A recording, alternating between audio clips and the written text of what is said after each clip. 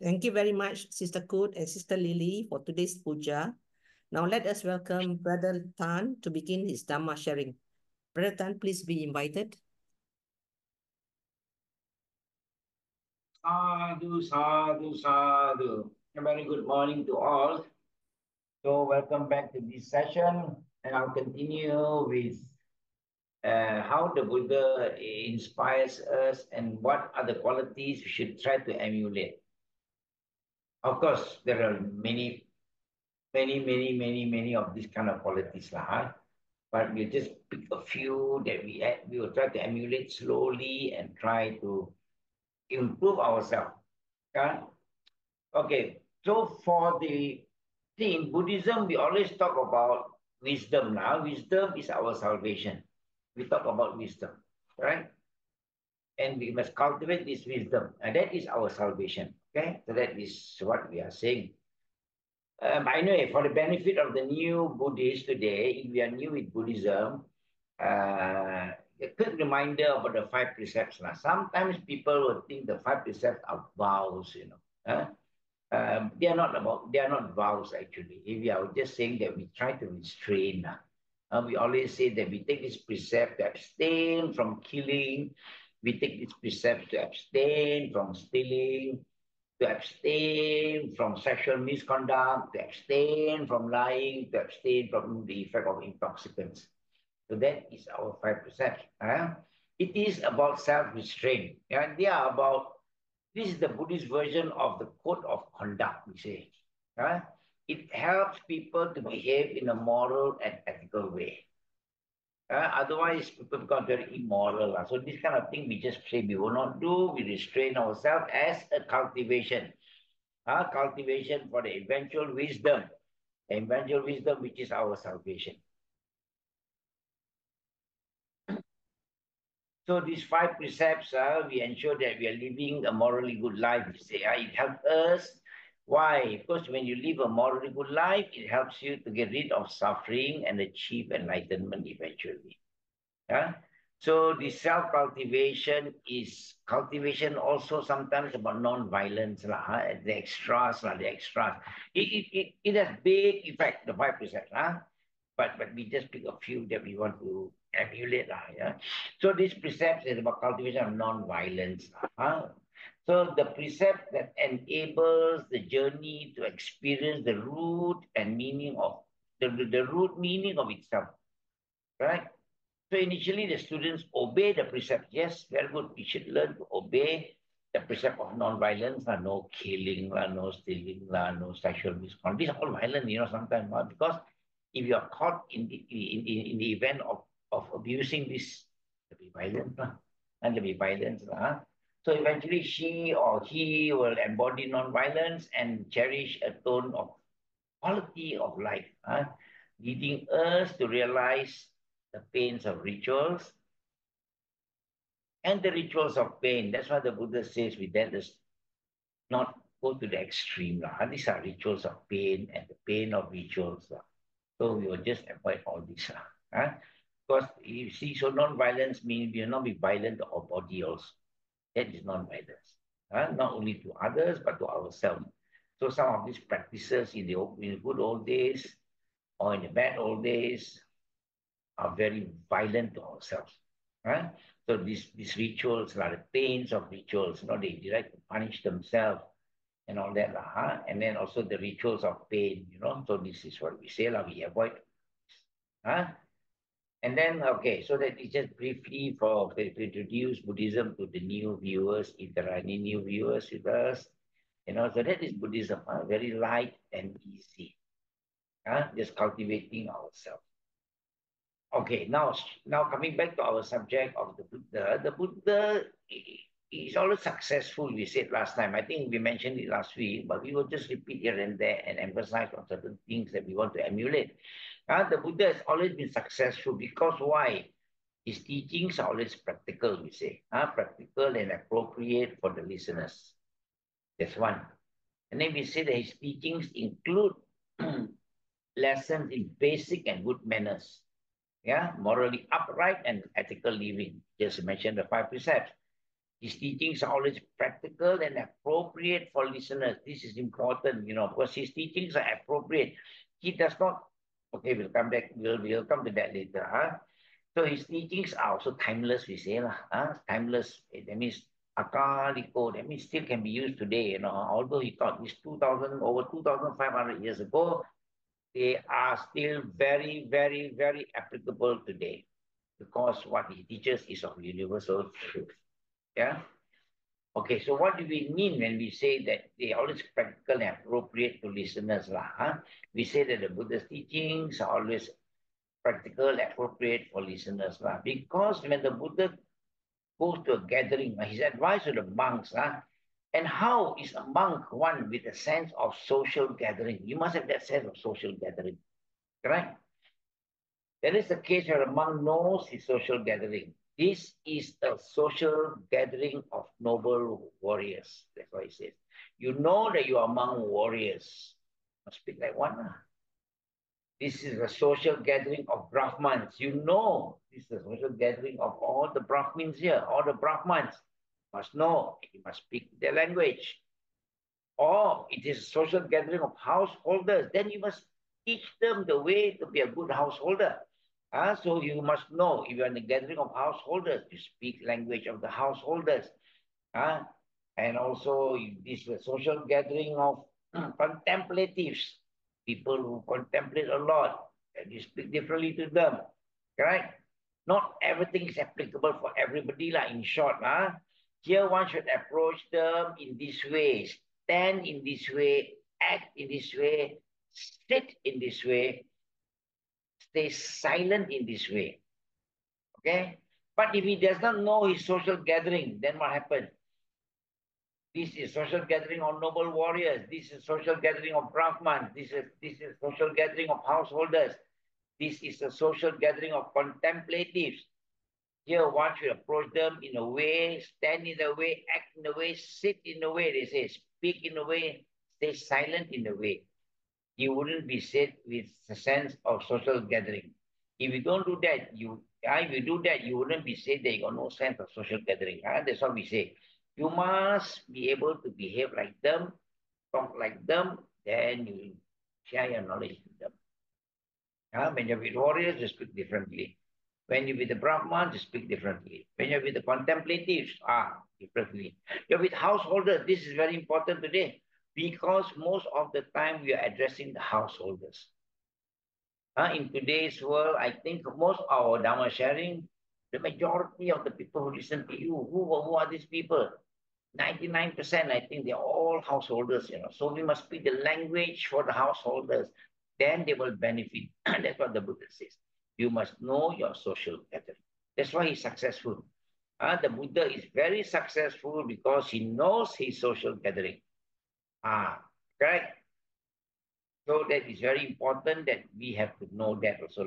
We don't have to speak different, we don't have to speak the language of other groups if it's not necessary. Okay? And okay, the second one, his teachings include basic good manners, morally upright and ethical living. We told you that earlier. It's about the 5 precepts, isn't it? That would be a morally upright living and ethical living, 5 precepts. And okay, and also we add up a bit, that is also supporting one's parents, So you see, when you are with householders, you talk to them about good basic manners, morally upright living, ethical living. You must also clarify that this is part of this is to support one's parents, assistance to one's wife and children, consistency in one's work. This is the highest blessing. The Buddha said this in the Mangala Sutta. Right? You must support your parents, you must support your spouse and children. Those are your responsibility. Your parents, that is your gratitude to them. And you must be consistent in your work. You cari makan, you have a gaji, you have a salary, you must be consistent with your work. That is also your responsibility. So if you can do this, this is the highest blessings. When we want to earn a living, we are paid a certain sum, we do the job. And that is the meaning of what the Buddha said. Huh? So you remember, okay, to extend a little bit more, you know, the mother and father are compassionate to their families. We are parents today, we know what our parents have done for us. Before that, we may not know, you know, may not know fully, but now we are parents and grandparents, we know how much they have sacrificed for us. And that's why they are called Brahmas. Sometimes we say our parents are called Brahmas. Huh? So this is what the Buddha says. So they are our first teachers, Brahma. They are our first teachers. And they are worthy of our gifts, the Buddha says. Don't forget, these are all in the Mangala Sutta. They are worthy of our gifts. They are worthy of gifts from children. So we have to make sure we give them gifts, you know, our parents, our spouse, we must do that. So the wife should pay homage and honor them with drinks and food. So that's what the Buddha says. You must honor them with drinks and food, clothing, bathing, anointing them and bathing, washing their feet. Perform these services to their parents. The wise are praised right here. If you do that, people will respect you and praise you. Imagine if you know a person who does not respect the parents. Do you think you want to be friend of him? Friend of his or hers? No. So this is very important. So when the Buddha meets this kind of people and the Buddha talks like that, so that quality, we must try to emulate. That's why we must make our sharing simple. Like I've said, because mostly I can guarantee that most of the viewers, if not all, are only people. So we talk to you about this, how to cherish your mother and father, how to respect your wife, how to treat your children, how to save your money. That's what the Buddha taught. Don't forget, how to save your money, how to invest. Then you can have a very decent living. Okay, and this kind of living, you'll be praised. The wise will praise you. They said you are a wonderful person, and that is part of your cultivation. Part of your cultivation. So it's not all about spiritual. Huh? And after that, you also must rejoice. You will rejoice in heaven. Correct? So that is the Buddha's teaching about this life and also take care of a bit of life after death. Huh? So for us, householders, we make sure we live a morally upright life. Do what we have said that as in the Mangala Sutta, honor your parents, look after your wife, your spouse, your children, look after the religious people, give them all this kind of thing. This is the highest blessing. You'll be respected, okay? So that's what he meant by that. The second term of, we say that these teachings include lessons in good basic manners, morally upright and ethical living. That is his teaching. That's why it's popular, So the Buddha was popular. And the third reason we have said that he is also popular because his teachings are always practical and appropriate to the listeners. Again, we always stress on this, appropriate to the listeners. So I will correlate this. I will correlate this with what inspires me. What do you mean by teachings are always practical and appropriate to the listeners? I will correlate this with what I feel. I will feel that, when the Buddha can inspire me, I want to follow his footsteps now. What do you mean by his teachings are practical? So I would say that yes. You see, the conception, we have one concept here, that a human birth is the best field of spiritual growth and learning as we face the 8 vicissitudes in life. Right? So the human birth is the best, they say, in Dhamma 182, I think. I say the best. So it is about how to face the 8 vicissitudes in life. We know life, there is pleasure, there is pain. Don't worry, this cannot be escaped. These 8 vicissitudes in life, we cannot escape. The Buddha has put it for us very clearly. Then we have to learn, so we must, the Buddha has taught well, I must emulate, do these qualities. We must expect in life the 8 vicissitudes. Don't forget, whenever there is pleasure, it's always there is pain. Don't forget, when there's gain, there's loss. Correct? So don't forget, when you gain, you can be happy, but don't forget to lose sometimes. So that's where you have to learn to be equanimous. So when there's happiness, there is sadness also. If you do not know sadness, you cannot be happy. Correct. You must understand sadness to be happy. So when there's happiness, there is sadness. When there is fame, there is blame. Today you're very famous. One day people will blame you. You know many leaders have been blamed now. Whether for right or for wrong, that's not for us to decide. But at least we know that fame is always followed by blame. Right? When you're up there, people praise you. Or when you are down, they stamp on you, they trample on you. That is life. We must accept this. So now this is an opportunity to learn to make the right choices, the right choices that conduce to spiritual life and awakening. So we must remember, this is an opportunity, when we face all these vicissitudes in life, it is an opportunity to make right choices, right, that conduce to spiritual life and awakening. So that's how we become, we emulate him. Okay, so the Tathagata emphasizes on suffering of life. Yeah, he always talk about suffering. People say, he likes to say, there are many suttas that define suffering. What is suffering? How is suffering? The Four Noble Truth. Okay, the first truth of suffering. Now, for that reason of suffering, the Buddha left his luxurious palace to go and seek solution to overcome suffering. So it's not a small thing. We don't think suffering is all pessimism. No. A prince left his palace, go into wilderness, 6 years of struggling. Why? To find a solution to overcome suffering. Therefore, don't say this Buddha talk about suffering or pessimism, Why? Why do we say that? Then to understand all these teachings the Buddha has always said. So he defined first. So what you want to know, you have to define first. So when he talks about suffering, he has a systematic way of saying suffering. He defines suffering at birth. He defines suffering at birth, then your aging, then your sickness, then your death. That is the flow of life, which leads to suffering in a sense. But when you die, you leave many people behind. When you grow old, then you become less strong, your hair turns gray, then you complain of being weak. When you are sick, there is pain. So that's what the Buddha says. Birth leads you to aging. Aging leads you to a lot of sicknesses, and eventually sickness will lead you to death.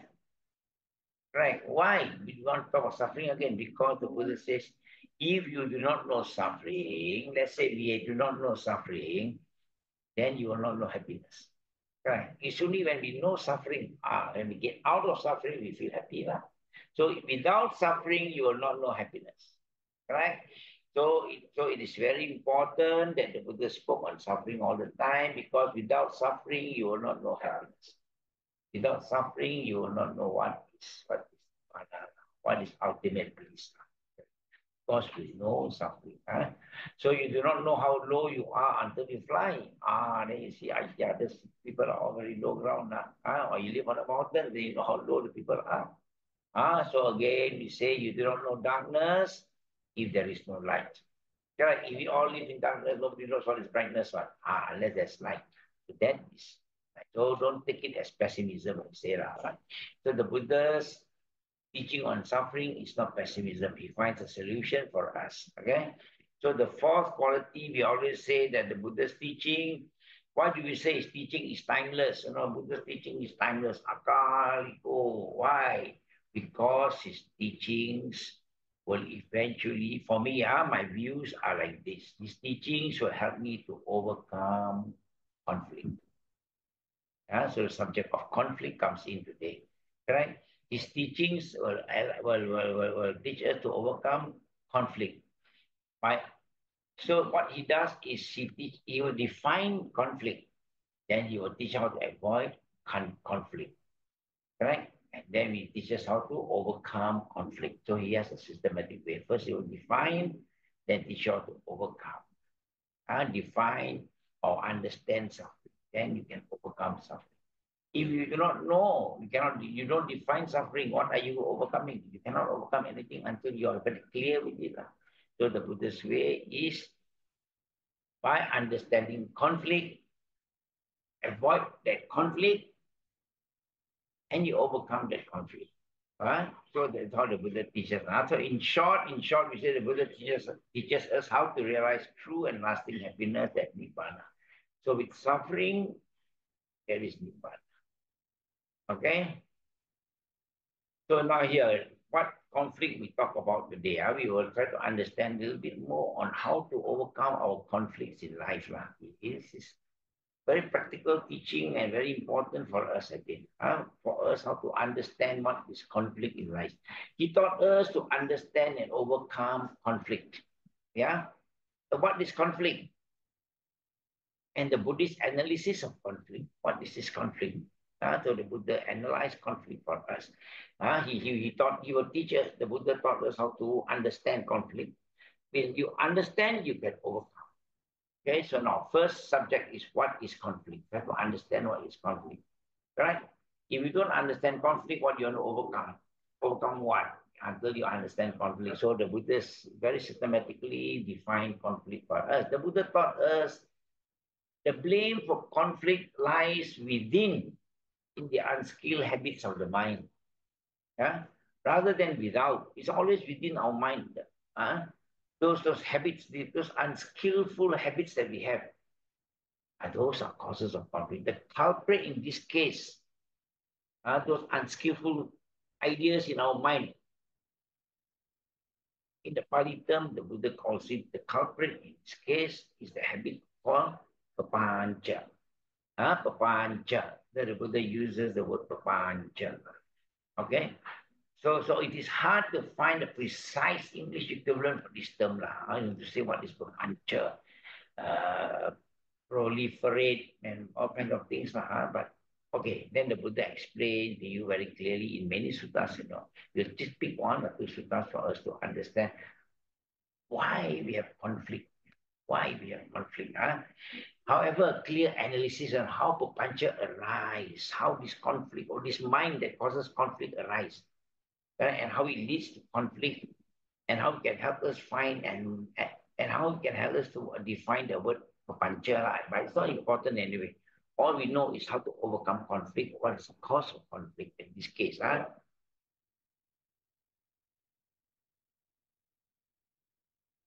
So to understand conflict, okay, then the Buddha made it very clearly for us. Now for lay people, then the Buddha made it very clear for us that one day, I'll put it in my own words now, simple words whereby we all can understand better.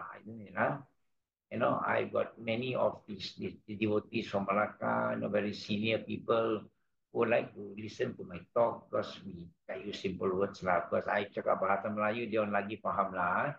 So this conflict, the Buddha says, now this Tikong one day, Tikong is Saka lah, Lord Saka, king of Tawa Tingsa.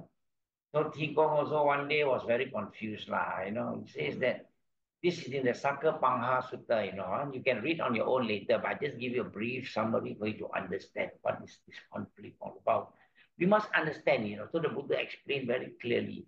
So when Lord Saka in heaven also up there, people pai to him lah. Wow, 9th day of New Year, the Chinese, pai Qigong lah. Wow, all pai lah, all kind of offering they put there, all ask for what?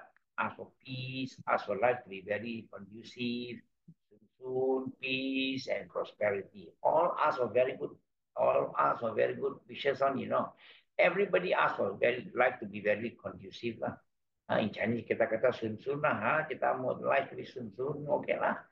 Then, but why Lord Saka says, but there is still a lot of wars and quarrels in the world. There is still a lot of wars and quarrels, So Lord Saka is also confused. Everybody wants peace. Everybody wants prosperity. Everybody wants a good place to live, conducive, peaceful, harmonious. Everybody. So why there is still conflict? And then Lord Saka is a bit confused. What can happen? Everybody will have that kind of wish. Why is the world so kelangkabut? Why is the world so violent? Why are people fighting? So Lord Saka came down to see the Buddha. Then he asked the Buddha, very simple way.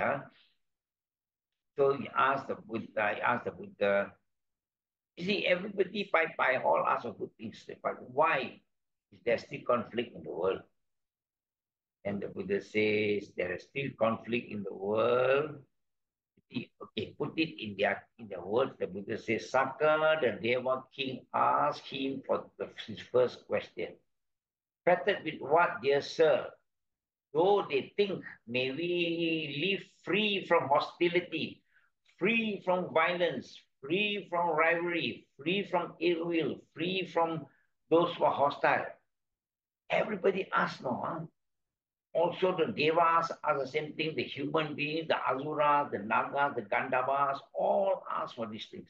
But why is there violence in the world? Then the Buddha explained. Okay?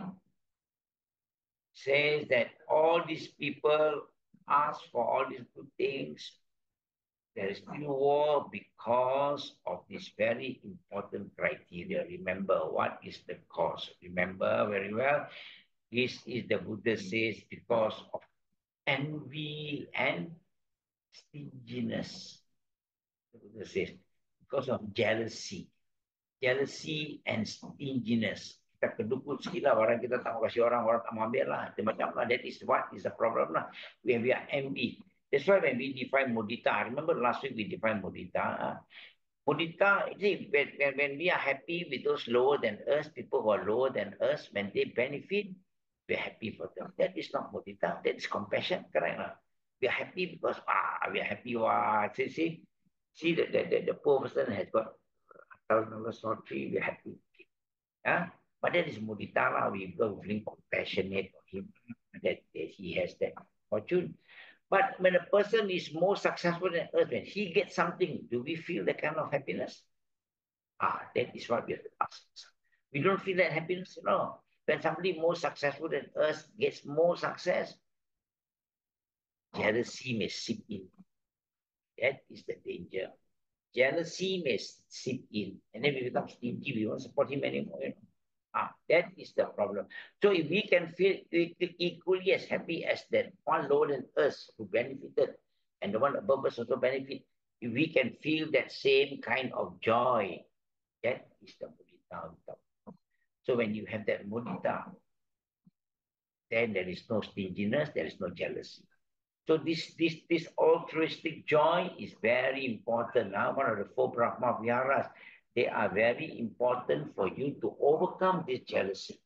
Why? Because this jealousy and stinginess is the cause, the Buddha says, is the cause of all the hostility and violence in the world.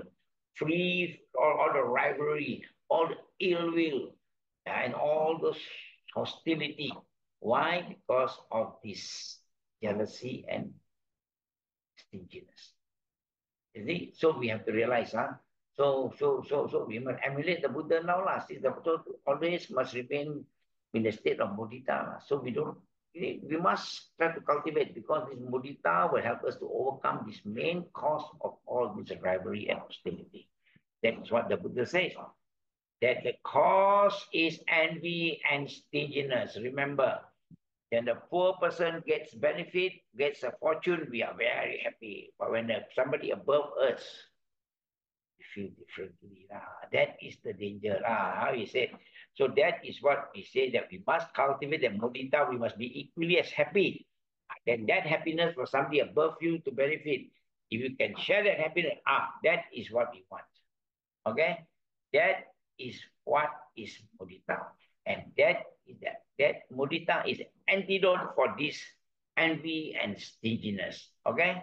This envy and stinginess, the Buddha says, the first cause. When Lord Saka asks, what is the cause of all this hostility? The Buddha says, envy and stinginess.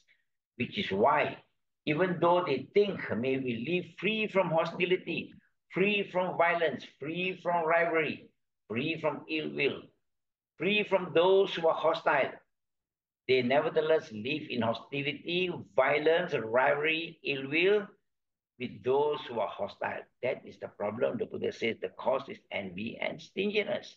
Then Lord Saka further asks the Buddha. So see, the Buddha is very systematic, Then Lord Saka asked the Buddha, then dear sir, what is the cause for this stinginess and envy? So we must learn. So now we are very envious of these people. People who are above us, when they get something, we become a bit envious. Now be careful. We have to try to overcome that with mudita. That is the antidote. So now the Buddha says, now Lord Saka asked him, what is the cause of this envy and stinginess? What is their origination? What gives birth to them? What is their source? When they exist, do they come into being? When what doesn't exist, do they not? So in simple English, he says, what is the cause of this envy and stinginess? In very simple English lah, kita main day-to-day language lah. Okay, then the Buddha says the cause of envy and stinginess. Remember, what is the cause of envy and stinginess? Because kita ada barang yang kita suka, ada barang yang kita tak suka. That is dear and not dear to us. That is the problem. Ini saya sukanya, saya semua whatever wrong you do, saya suka itu orang. Yeah, it's a small thing. Kalau sudah tak suka itu orang, dia sikit mesilap, kita sudah marah, sudah lah. So that is the cause. The Buddha says, it is because dear and not dear as their cause. The dear and not dear as their origination. And the dear and not dear is what gives them birth. The dear and not dear as their source. Okay, the dear and not dear exists. They come into being. So because we have these things that we like and we don't like, that is why we have this envy and stinginess. Betul? Because when somebody gets, we don't get, become jealous lah. When the person is above you, I said earlier, people below you, they get something, we're happy for them. That is actually compassion. The person above you gets, we become what? Become jealous lah. Why that fellow keep on succeeding, I cannot succeed. So that is kind of thing, that mental attitude must change. That's what the Buddha says lah. That when this mental attitude is because of the dear and not dear. We like and we dislike. When you have this attitude of like and dislike, which is inevitable for us today, we agree. So we Putujanas, kita lay people, householders, we have this thing, this I like, this I like. So we try to eventually give up this kind of habits, of liking and disliking. Not easy, but don't worry, Buddhism is about slow, gradual learning. We just cultivate slowly. That we try to reduce those things that we like and reduce those things that we don't like. Make it all becoming less and less extreme, become neutral. That we like, we dislike, we reduce. The dislike, we reduce. Hopefully, eventually, when they meet, then it remains one of us. That is what we do. The like and dislike. One is extremely high, one is extremely low. We reduce and you come and come and come and come until it matches. Then that is the equilibrium, that is the upeka. That's one. So we try to reduce things that we like too much or we don't like too much. We reduce it. Don't get too excited when people do something that we don't like. Sometimes we are very sensitive. If I don't like that, you don't do, you do, I get very angry, that kind of attitude. Kita mau let go sikit-sikit lah. Let go sikit-sikit lah. Let go little bit by bit we let go. So that we understand better. So that jangan cakap, this food I never like. You all like to cook, then you won't eat. No, never mind. I don't like. Never mind. I eat less loh. Sik-sik it loh. Correct. So we say like that lah. Boleh sedap lah kita makan lebih sikit loh. Kalau tak sedap, kita makan kurang loh. Slowly lah. Then we will reduce that kind of like and don't like that person, same thing. We must say, I see him, we should get angry. Right? But we must start to let go of that part. Don't say we see there's nothing wrong with him, but it's just our perception. Later we learn that it's a papancha. But papancha is our perception. We simply don't like that person. We think that he's evil all along. We forgot, in all bad people there are goodness in them. In all good people there are badness in them. Don't worry. So we must try to accept that. Okay? So that's what the Buddha says, the dear and not dear is the cause. Okay?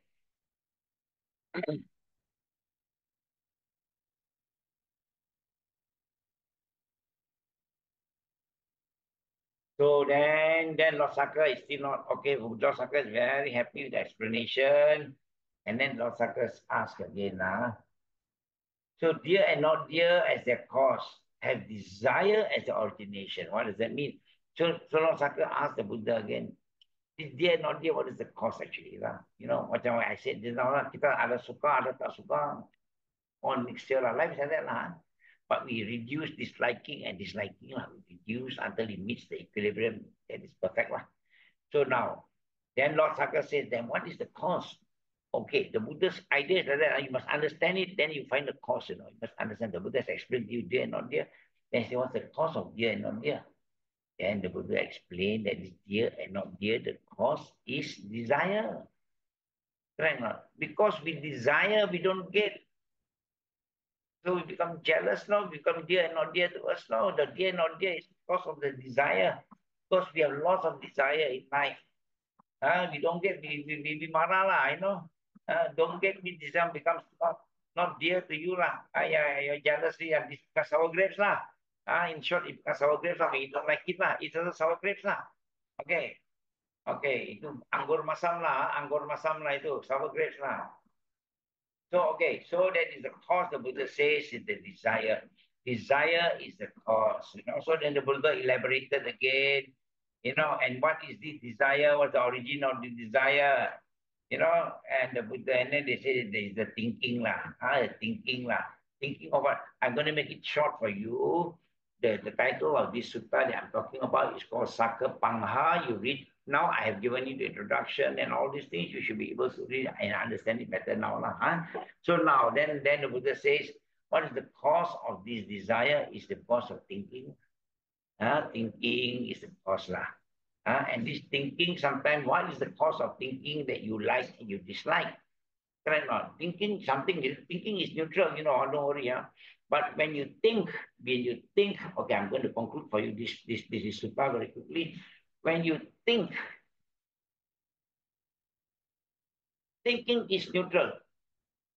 But when you think with a tinted glass in front of you, when you see with a tinted glass in front of you, when you think with a perception, a preconceived idea, we call it. When you have a preconceived idea of that object, that is thinking with papancha. Right? You have a preconceived idea.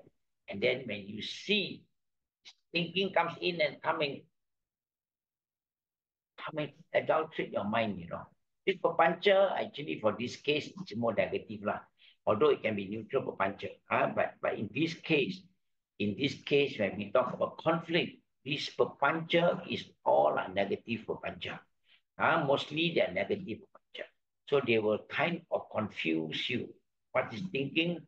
When you dislike, then you see things with a perception. You see things with a preconceived perception, preconceived idea. Then there is the category of objectification. So you make it object, no, you're thinking on it, you elaborate, you don't worry lah. You worry that this is really cannot be trusted. Not because it cannot be trusted, but because this thinking with a preconceived mind, preconceived ideas, adulterate that thinking. Then it proliferates. It papancha lah. Then he thinks macam. That fella, sure like that one lah. Sure like that. We assume. Then hancur lah. So that is the cause lah. So the Buddha says as perception and the categories of objectification. This is the cause. This gives birth to this kind of things. Okay. So basically, I think that is enough for us to understand how we don't have to go into, of course, I will touch another sutta that goes into before this lah. Okay, maybe I still can touch one more sutta, I think, maybe quickly. So that is, I've introduced you papancha as another way of the cause of conflict and how to overcome conflict lah. Now we can also talk quickly from, okay, see, the Buddha has addressed this in another sutta also. It's called Kalaha Vivada Sutta. Kalaha Vivada Sutta. The quarrel and dispute. Okay, it's SN 4.11, you know. Maybe I'll read to you quickly, then from where they have arisen quarrels and dispute. lamentation, sorrow, along with selfishness. Again, here, selfishness is there. Conceit, pride, along with divisiveness. Right? So from where have there arisen quarrels? Where does a quarrel come from? Dispute comes from, lamentation comes from, sorrow comes from, along with selfishness, conceit, pride, and along with divisiveness. From where have they arisen? Please tell me. Same question was asked to the Buddha. The Buddha again says this: from what is dear, they have arisen quarrels. What is dear to you have arisen quarrels. You get something dear to you, you say no good, quarrel lah. Correct? Dispute, lamentation, sorrow, selfishness, conceit, pride, along with divisiveness. Tied with selfishness, quarrels and dispute in the arising of disputes and divisiveness. So from what is dear to you, when you have a preference in life, that will cause a lot of conflict. That's what the Buddha says. So we must, like I've said earlier, cultivate slowly. We reduce all these kind of preference in life. Reduce. Here can, I go by bus also can, I go by plane also can, I go by train also can. But some people cannot. Bus, impossible, cannot. Status, only must talk about train or flight or drive. So we reduce the thing. We reduce. So you reduce your pride, right? So we can be able to adjust anywhere. And where is the cause of things dear in the world? Again, the question is asked, where is the cause of things dear in the world? Along with greed that goes about in the world. And where is the cause and hopes for fulfillment for the sake of person's next life? Then here again, the Buddha says desire is the cause. Desires are the cause of things dear in the world. When we desire, we like the thing. So along with greed that goes about in the world, and it too is the cause and hopes of fulfillment for the sake of person's next life. So the Buddha made it very clear. Remember always, dear and not dear to you, we must try to emulate the Buddha style, we reduce. And where is the cause of desire in the world? And from where have they arisen? Decision, anger, lies, and perplexity, and all the qualities described by the contemplatives. What they call appealing and unappealing in the world. Independence to that desire arises. Having seen, becoming, and not with regards to form, a person gives rise to decision in the world. Anger, lies, perplexity, and all those things again. It starts all over again. So anger will arise, And what is the cause of this unappealing and appealing? And then the Buddha says again that this is the desire. And what is the cause of this desire? Right. Okay, we remember now clearly, slowly. Anger and all that because of desire, because of liking and disliking, dear and not dear, this anger, and anger is because of desire. So the question today is, what is the cause of desire? The Buddha says, this is the other, elaborate a bit, because in the Sakapanga Sutta, I did not cover for you this part. Yeah, yes, it is there also. So what is the cause? The Buddha says, contact is the cause of desire. Contact is the cause of appealing and unappealing. Correct? When you have contact, then you like it's like, to be careful with this contact that we have. In other words, when we see things that is nice or we like, restrain our desires of one thing. Like what I'm saying, these precepts are all about self-restraint. Restraining is all about cultivation, spiritual cultivation until we reach our final liberation. These are all called restraints. So now we know contact is the cause of all these appealing things and unappealing things. Correct? And it leads to desire, isn't it? So we know. So when we have contact with anything, must be careful. You must restrain your desire. When you have contact, it is nice. Yes, it is nice. Leave it be. It is nice. Don't go a step ahead lah. Yeah, I so want it also lah. It's nice lah. That is our problem lah. We cannot stop, We say nice, we want. We don't get, we become jealous. It becomes angry. That is the cause. So we must learn self-restraint. Self-restraint. So the 5 precepts are all about self-restraint. So remember, we must restrain ourselves in controlling our senses. See good, also want. No good, run away. No. See a rich man, want to be friend. Poor man, keep away. No, that's what it meant. We must remain economous.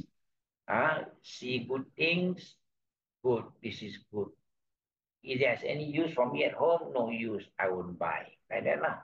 Slowly lah, we cultivate ourselves lah. Jangan see nice means buy. One place to put in the house, storeroom. And what your whole storeroom is full of things that you like lah. What for? Correct. So that is called the self-restraint. We must restrain ourselves slowly and don't say everything you see you want lah. 什么都要，什么都要啦。So we must restrain ourselves. So that is the meaning. So when we have contact, we must be careful and don't say that whatever we have come contact with, we want. So that is where we have to stop. Because otherwise you start desiring, and then when you desire, you start grasping the thing. And when you grasp, you don't get, what happened? Jealousy rises. Correct? Jealousy, anger, and all these things will arise. So remember, we must make sure that we will restrain ourselves. I think this is enough for us lay people to practice that. You can go beyond this later. So that is what I think we will. So in short, what do I want to say today? There is another sutta also, of course, but where the Buddha says, but I don't think I want to cover that today because I think it's about time for me. Okay, so in conclusion, you must remember, in conclusion, what I'm trying to drive out today is we want to emulate the quality of the Buddha, whereby we understand the quarrel and arguments, Whenever there are arguments and quarrels, tears and anguish, arrogance and pride, must know. Grudge and insults, we must understand that these things are all because of jealousy and greediness. Don't forget, or the jealousy, greediness, or desire. And why? Contact. See, we must have. Okay? So we must be careful that we must realize today, as a takeaway today, you must remember that whenever there are arguments and quarrels, tears and anguish, arrogance and pride, grudges and insults go with. Must remember that these things, the cause of all these things are all about jealousy and desire. Okay? So the Buddha is questioned on the source of quarrel and dispute and on the highest level of spiritual attainment. So emulate the Buddha, remove the likes and the don't, and you don't like. Use that a bit today. We reduce a bit not overnight. You got no more like and dislike. Wow, you're arahan already So never mind. We reduce slowly. You like. Okay, we reduce a bit the liking, the dislike. We also reduce a bit slowly We slowly put effort to do this. It's just like those water that's dirty. There's a lot of sediments. Keep quiet, leave it aside, relax, and let it all settle down. When the sediment settles, the water is clear, you can see things as is. Yatha Bhuta Jnana Dasana, the Buddha says. So you see things as is. That's what we should do. Don't see things with a preconceived idea, with the perception. Like seeing things through a tinted glass. That is bad. That is the cause of all this conflict. So we whenever we have that problem, we keep quiet, let all the sediments settle, and then we can see things as is. See things as is. Like I said, the Pali term, Yatha Bhuta Jnana Dasana. Okay? And then that is what we should target for in our life now. As lay people, I think that is the message that I want to share with you. That I try to emulate all these qualities of the Buddha. And then we improve ourselves and we use the Buddha as an inspiration. So with that, I say again, thank you very much for your attention. And I say thank you and have a good Sunday today. Sadhu, sadhu, sadhu. Over to you, sister. Over to you, Sister Doris. You can do the sharing. Maybe Okay. you're muted. I can't hear you. Sorry. I muted just now. Okay. Thank you, Brother Tan, for today's sharing. Let us dedicate some merits accrued to all beings seen or unseen. For the past 1 hour, 1.5 hours, we've chanted the words of the Buddha and we listened to the Dhamma sharing. During such time, our mind stayed focused and concentrated. No unwholesome thought came to our mind. Our mind was free from greed, hatred, and delusion. During such time, we accrued abundance of merits. These merits we dedicate to our protective devas, and may they too eventually attain the perfect bliss of nirvana. By virtue of these merits, may they continue to bless us with good health, happiness, prosperity, and above all, wisdom. Wisdom to continue with the practice of the Buddha Dhamma. Let us call to mind the names of our loved ones who are no longer with us. If they are born in the celestial planes, may they too shower onto us their choicest blessings and protection. However, in the event that they may need our merits to help them in their spiritual well-beings, may these merits reach them and help them in their spiritual well-being. Our expression is always, may we be blessed with the company of the good and wise. May we not follow the way of the foolish. May we be blessed with good opportunities, friends and good teachers who can guide us along the path of Dhamma until we reach the final liberation, Nibbana.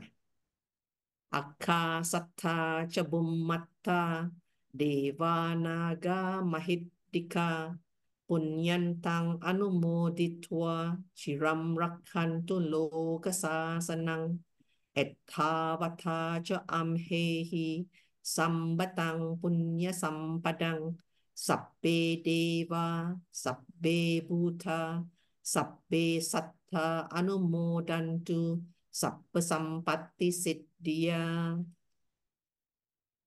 idang me nyatinang hotu sukita hontu nyatayo idang me nyatinang hotu sukita hontu nyatayo idang me nyatinang hotu sukita hontu nyatayo imina punya kammena mame bala samagamo satang samagamo hotu ya vanibbana pattiya.